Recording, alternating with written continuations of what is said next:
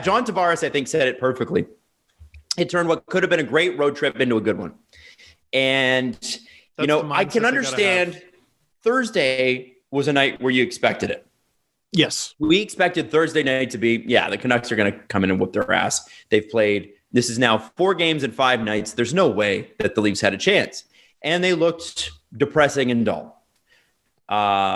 Saturday night, though, less of an excuse. This team does look tired, but this is the Vancouver Canucks, and you need to come out harder. And yes, without they did Pettersson. Have without Pettersson, and they, and I believe he's sitting out again today.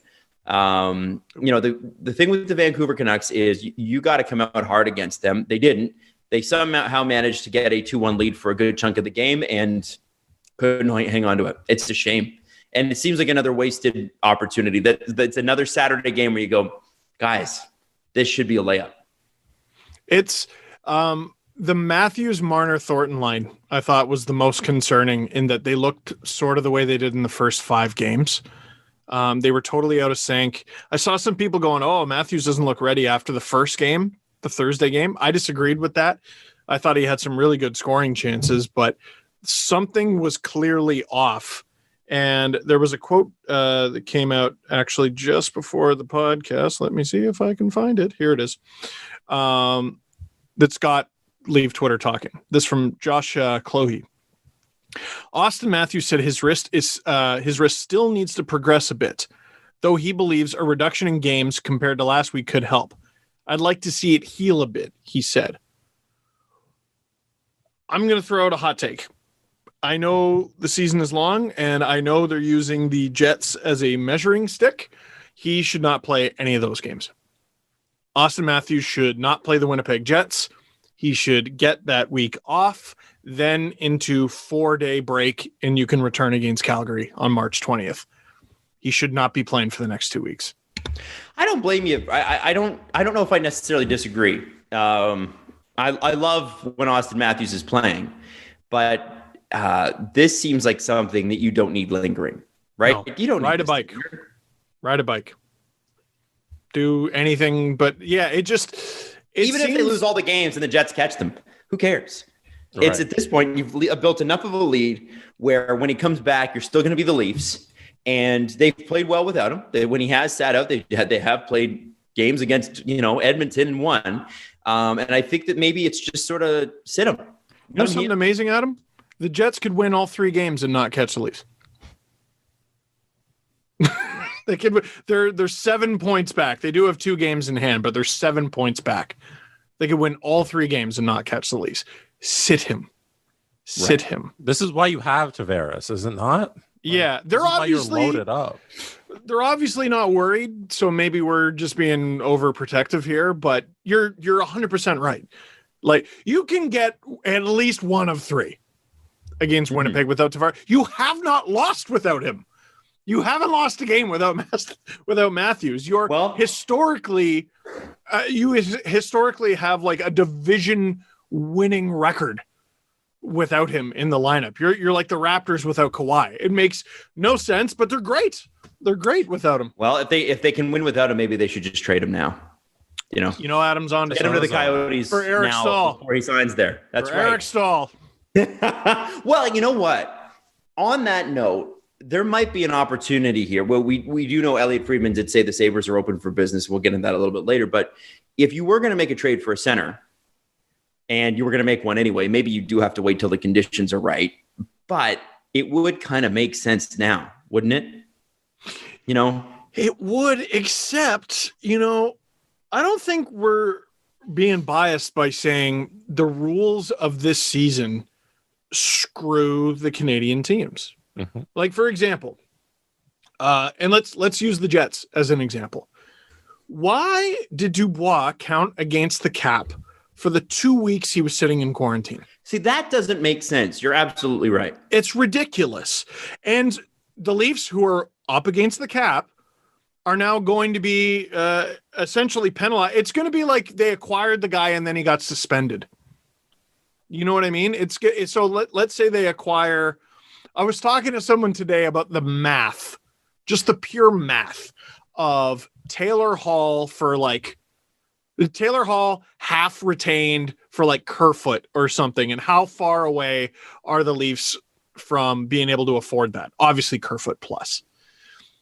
But it doesn't, even if the math worked out, it wouldn't erase the fact that Hall would then just be sitting there for 2 weeks before they could even use him. That makes no sense.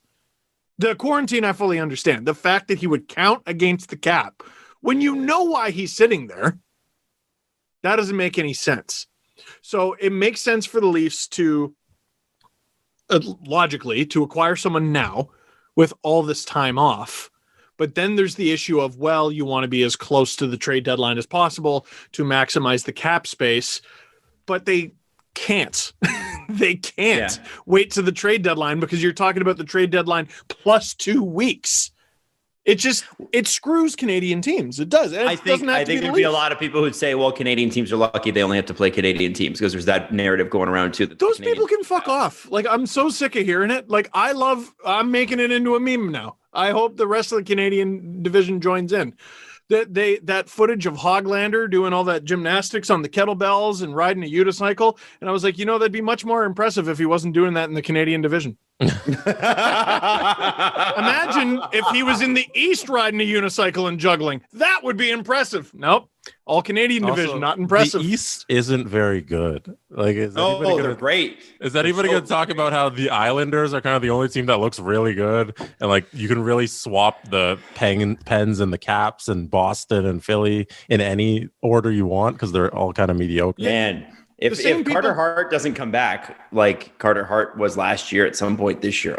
The same people saying the Canadian division standings don't count are the same people who are like, Ovechkin is a better scorer than Gretzky, but because he played in this, against the Thrashers? Shut up.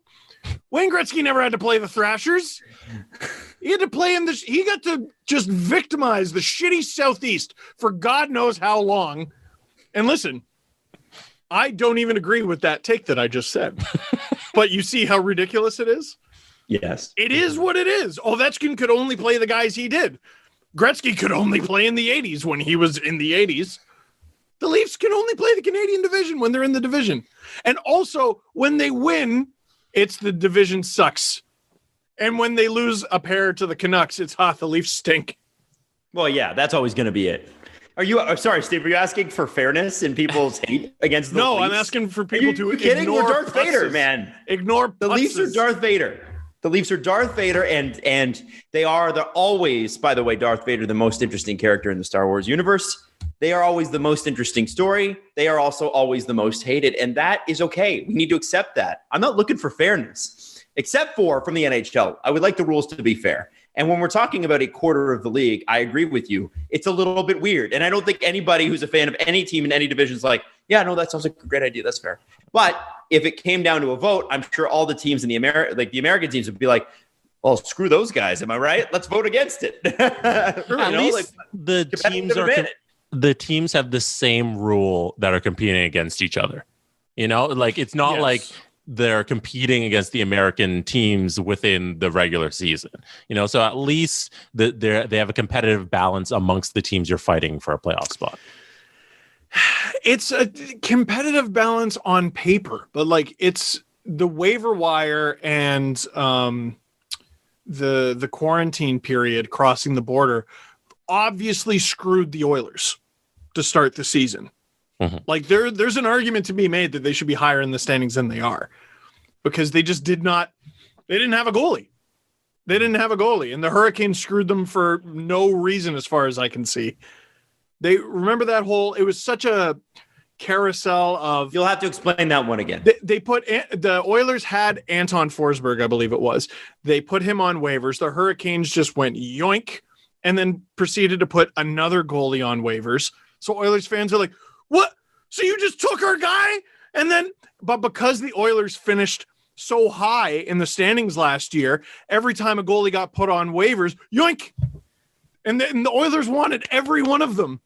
And like Aaron Dell and the Devils go yoink. Should have traded for Aaron Dell when they had the chance. And the Devils claimed 2 guys and then put another one. And but is that bad GMing from the Oilers? Yes. It's dumb. They had the opportunity and wanted to trade for Aaron Dell and didn't do it. Yeah. And then they finally get Troy Grosnick. And then they can't use him for 2 weeks. And then I think by the time they had an opportunity to use him, they didn't use him anyway.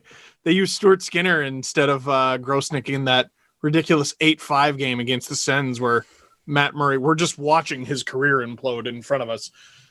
He's got it back on track a little bit since then. But anyway, it's been a tough ride for some of the Canadian teams, to say the least. We'll just say that. Okay, so without bemoaning the fact the Leafs blow 2, I didn't even know when the next game is. To be honest with you, tomorrow. Is it tomorrow? And it's against Winnipeg, and we know it's a big game. Matthews probably playing, but we're hoping not. Mostly because we wanted to take the week off. Be nice. We'll see.